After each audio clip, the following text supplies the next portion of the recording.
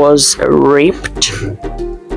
When you do things without having consented to that. I'm Nurse Kamsi and Mama, and this is Sexuality and Health Wellness. We talk about everything with relations to sexuality and health wellness.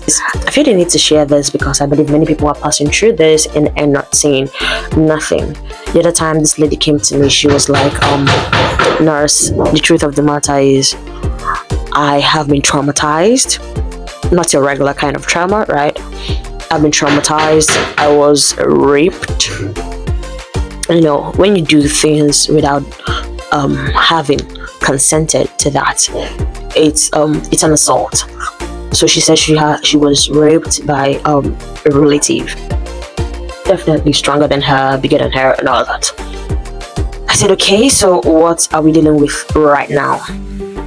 So she told me, she said she's currently dealing with inability to withdraw from carrying out this act. In other words, engaging in sexual intercourse. So she is drawn to it and cannot say no to it anymore. Now, what I want us to look at is what causes this. Why is it so? Now, the brain is made up of different lobes, and these lobes helps in us learning and repeating an action. And of course, these lobes helps us remembering things, memory, right?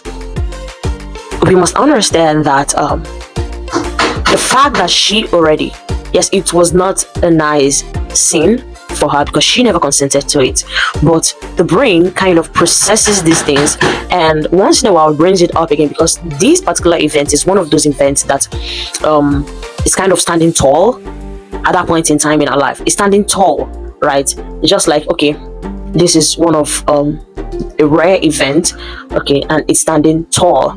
Why? Because it's not a usual everyday something. So once in a while this whole thing kind of flashes back again, and because already we cannot even deny the fact that this activity is pleasure, true, although she never consented to it. She didn't want to do it at that point in time in her life.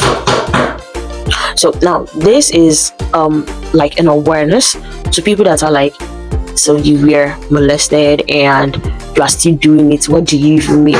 It means you are enjoying it now. No, that is not what they want to do, but they were prematurely exposed to it. And it's just like give birth to a baby, and at 1 month you started giving this baby sweets. Now you and I know that giving a baby of 1 month sweets at 1 month is very wrong. Very, very wrong. Although we don't need their consent to feed them, right? But it is very wrong to feed them sweets when they should be feeding on milk. They're supposed to give them something beneficial. So that is like what happens to these people that were molested. They were molested, true. And we must not overlook the fact that sexual intercourse is pleasurable. That's another thing. But we must also understand that the fact that it is pleasurable does not mean that they should be exposed to it on that grounds without their consent, without them being ready to do it. So what is happening? That is what I'm trying to explain. What happens at that point in time? Why is it that most of them go back to it? They go back to it. Why? Because number one, we cannot deny the fact that this is pleasurable.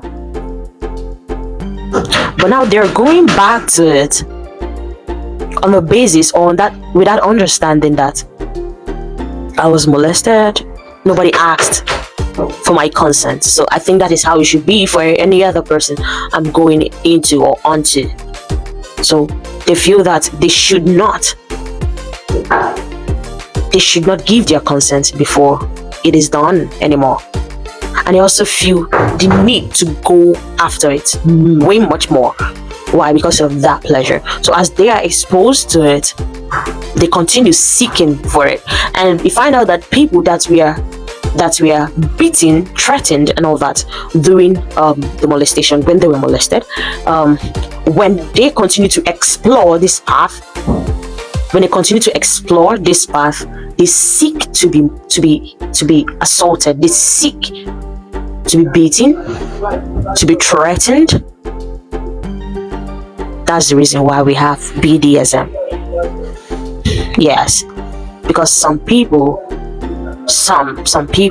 were molested, beaten, threatened, spoken to harshly, even at that point, and they feel that this is just it, this is how it should be done. And of course, the brain gonna do its work, because this is one of those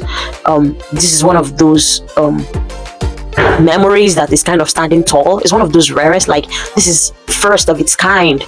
Just like the first time you drove a car, when you think of it, like you feel that, oh my god, right? So it's just like standing tall, and whenever there's a flashback, there is this thing to go back.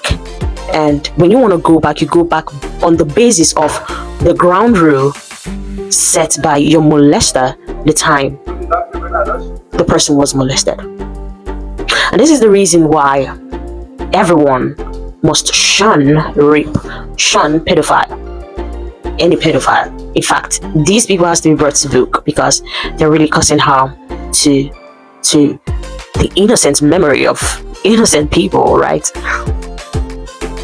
So this is just it. I'll see you all in my next video. Love you.